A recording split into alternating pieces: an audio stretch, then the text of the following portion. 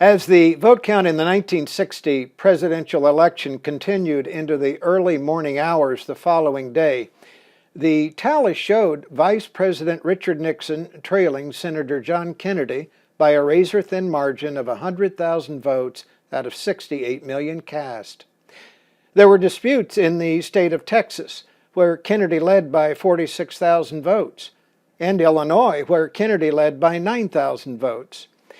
Encouraged by his aides to challenge the outcome and contest the election, Nixon instead called Kennedy and congratulated him on a hard-fought victory.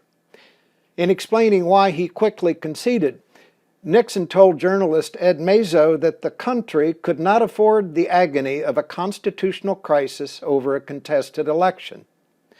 Nixon did not vilify election workers who had counted the ballots. There were no conspiracies involving dead dictators or voting machines programmed to rig the count through a secret bunker in Germany.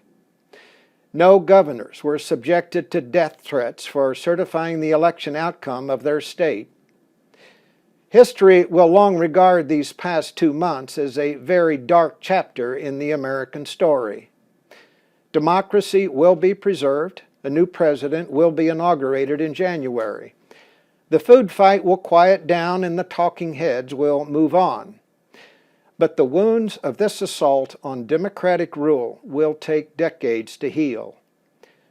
The business of the country and the challenges we face will soon force our attention to matters more urgent, and those too will test the rails of our republic. We cannot overcome the COVID pandemic or meet the challenge posed by China, or fix what divides rich from poor, minority from white, urban from rural, or young from old if we don't resolve to make democracy work. Yelling at each other will not fix it. Next year, the year after, and during the decade to come, the levers of power will be handed to a new generation. There will be problems to fix. The greatest challenge will be a test tougher than that faced by the greatest generation: preserving a democracy that is worth preserving. I'm Jay Townsend.